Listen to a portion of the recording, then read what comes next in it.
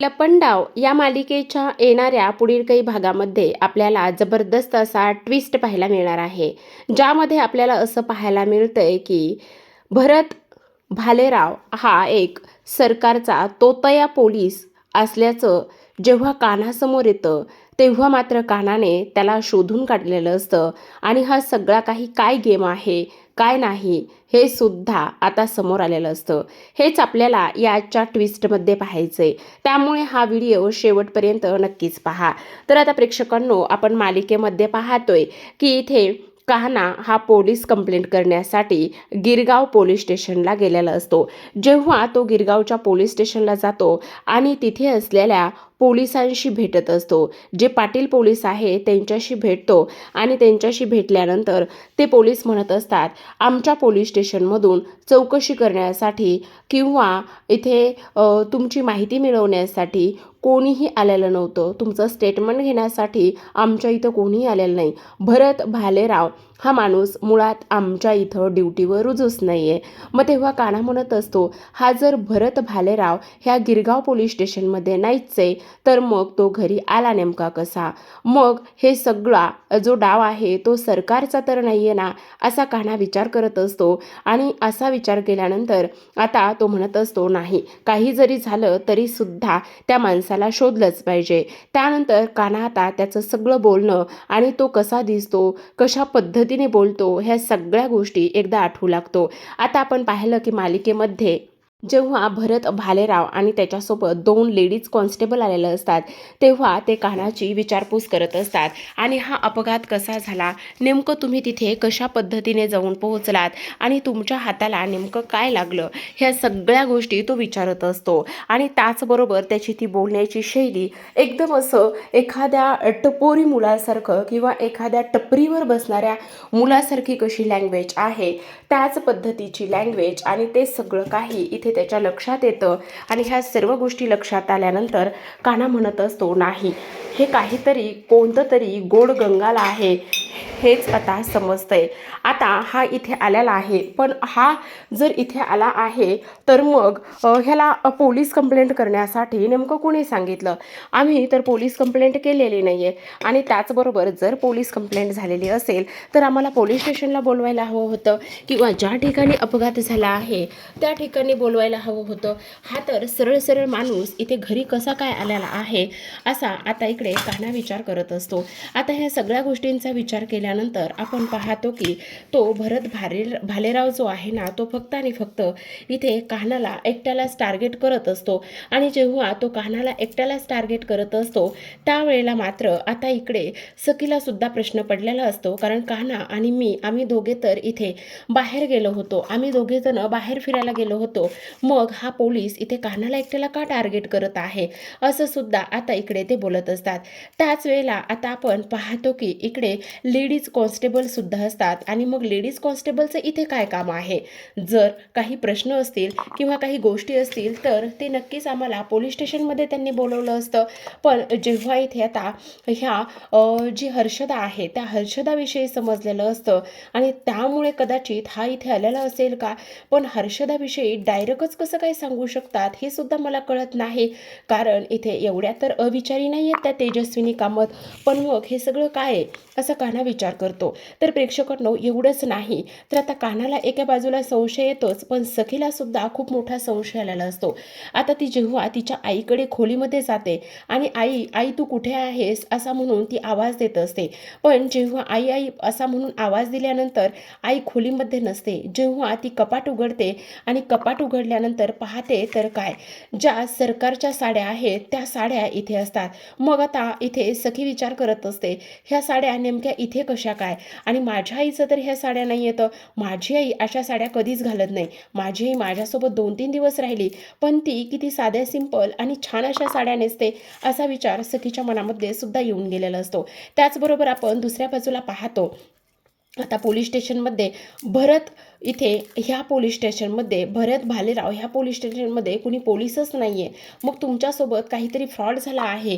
जो माणूस तुमच्या घरी आला आहे तो पोलीस नाही आहे ही गोष्ट जेव्हा कानाला समजते तेव्हा काना आता इकडे किरणकडे जातो आणि किरणला म्हणत असतो, जर गिरगाव पोलीस स्टेशनमध्ये भरत भालेराव या नावाचा कोणी पोलीसच नाही आहे तर मग हे कसं होऊ शकतं?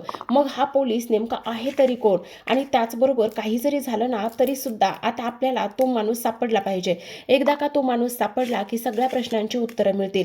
आणि आणखी एक गोष्ट महत्त्वाची म्हणजे मला एक गोष्ट सांग, जर भरत भालेराव हा पोलीस नाही आहे आणि तो इथे आलेला आहे म्हटल्यावर मला एक गोष्ट समजत नाही की इथे हे सगळं सरकारने कसं अरेंज केलं? म्हणजे सरकार मेलीच नाही आहे, म्हणजे सरकार जिवंत आहे आणि सरकार दरीत पडली नाही आहे. पण मग सखीने तर तिच्या डोळ्याने पाहिलं आहे असं म्हणून आता अम्मासुद्धा तिथे असते आणि तेव्हा मासुद्धा तिथे असल्यानंतर आपण पाहतो की इकडे आता हे सगळेजण प्रयत्न करायला लागतात.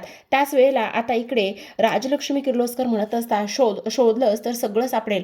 तेव्हा आता इकडे किरण, त्याची माणसं आणि त्याचबरोबर कान्हा हे सगळ्या रस्त्यावर त्याचबरोबर गल्ली बोळाने इकडे शोधायला सुरुवात करत असतात.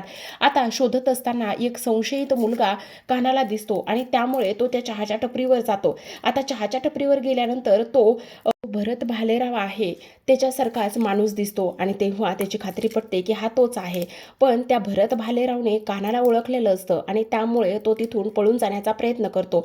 पण त्याच वेळेला आता इकडे तो त्याला पकडत असतो आणि पकडल्यानंतर आता इकडे किर्लोस्करांच्या एका गोडाऊनमध्ये तो त्याला घेऊन जातो.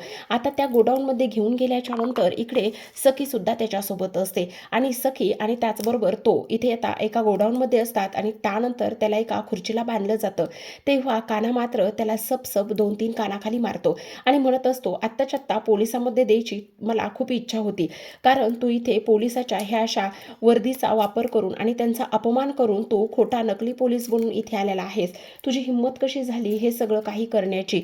आणि त्याचबरोबर तू अशा पद्धतीने कसं काय वागलास? गुपचूप सांग तू कोण आहेस आणि कोणाचा माणूस आहेस? जर तू हे सगळं काही सांगितलंस तर मग मी तुला इथे सोडून देऊ शकतो, पण जर तू ह्या सगळ्या गोष्टी नाही सांगितल्या तर मग तुझं काय होईल आणि काय नाही हे काही मी तुला सांगू शकत नाही.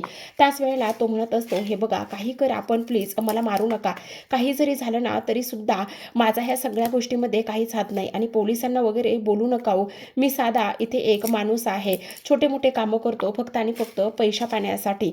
आणि त्याचबरोबर तो म्हणत असतो, सांग मग तू कोणाचा माणूस आहेस? त्याच वेळेला आता इकडे तो एक मोबाईलमधला फोटो दाखवतो आणि ह्या बाईने मला कामाला लावलं होतं, ही ती बाई आहे आणि त्यांनी मला पैसे दिले होते आणि असं असं करायला सांगितलंय जे मी तुमच्यासमोर येऊन बोललो आणि केलं आहे. फक्त एवढंच त्यांनी मला सांगितलं. आणि त्यावेळेला आता इकडे कान्हाच्या हाती मोठा पुरावा लागतो. तो विचार करतो, म्हणजे ही सरकार आहे, मग घरी आलेली कोण आहे असा विचार करतो आणि त्यानंतर त्याला तिथेच डांबून ठेवत असतो आणि त्याच्या माणसाला लक्ष द्यायला सांगत असतो. दुसऱ्या बाजूला आपण पाहतो की आता इकडे सखी आणि कान्हा एका रस्त्यावर उभे असतात. तेव्हा सखी म्हणत असते, कान्हा मला तुला काहीतरी सांगायचंय. त्याच वेळेला कान्हा म्हणत असतो, हा बोला आता सखी मॅडम तुमचं काय आहे? मला कळत नाही, घरामध्ये आलेली सरकार आहे का तेजस्विनी तुमची आई आहे? सॉरी पण मला कळत नाही. त्याच वेळेला आता सखी म्हणत असते, तेच तर मला तुला सांगायचंय कान्हा. तेव्हा कान्हा म्हणत असतो, बोला काय सांगायचंय?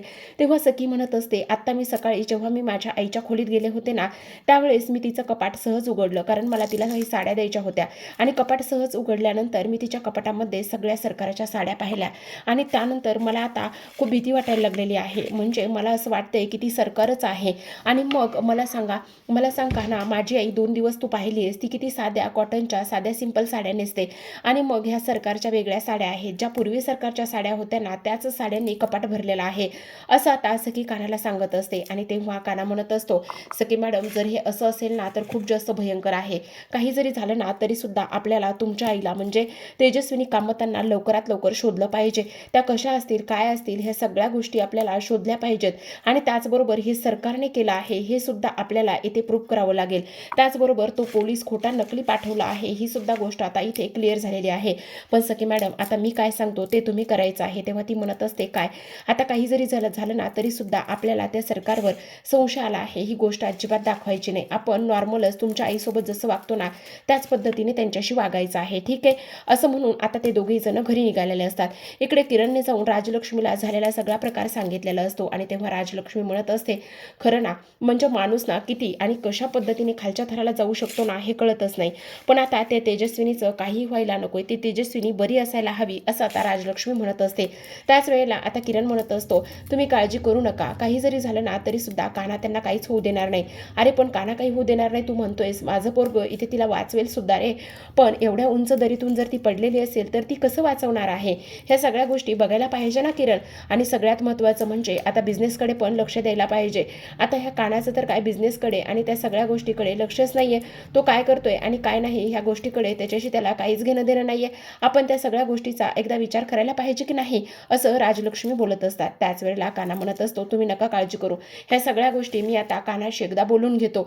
आणि त्याचबरोबर राजलक्ष्मी म्हणत असतात, खरं तर माझ्या मुलाच्या आत्म्याला तेव्हा शांती मिळेल जेव्हा इथे त्या सरकारचा बिमोड होईल, त्या सरकारला मी माझ्या हाताने शिक्षा देईल, असं सुद्धा आता इकडे ती बोलत असते. तर आता प्रेक्षकांनो, इकडे सखी आणि त्याचबरोबर कान्हा ह्या दोघांनी केलेल्या प्लॅननुसार ते घरी येतात आणि घरी आल्यानंतर आपण पाहतो की ते नेहमीप्रमाणेच आता वागण्याचा प्रयत्न करत असतात. बहुतेक ते सरकारला समजलेलं असावं की सखी माझ्या खोलीत आली होती आणि तिने त्या साड्या पाहिलेल्या असाव्यात, त्यामुळे तिने आता जी तेजस्विनीची साडी आहे तीच इथे नेसलेली असते. आणि त्याचबरोबर आता मुद्दामच इकडे सखी आणि त्याचबरोबर कान्हा हे मुद्दामच आता इकडे तेजस्विनीसोबत चांगलं वागण्याचा, चांगलं हसून खेळून राहण्याचा, बोलण्याचा प्रयत्न करत असतात.